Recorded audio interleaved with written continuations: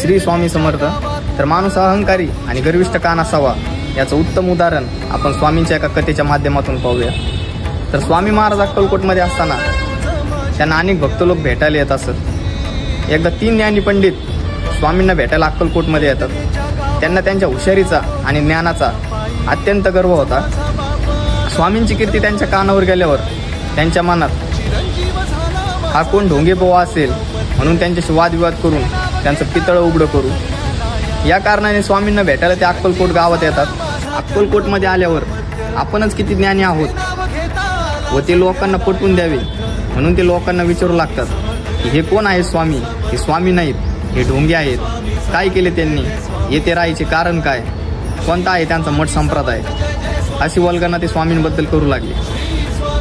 येथील गावातील लोक घाबरून जातात. स्वामींबद्दल अशी वल्गना करणारे हे कोण मोठे, ते लगेच सोळप्पा महाराजांना बोलावून घेतात. सोळप्पा महाराजांच्या लक्षात येतं की हे पंडित आपल्या टीसभर ज्ञानाचे घमेंडखोर झालेले आहेत, याचं गर्वहरण होणं गरजेचं आहे.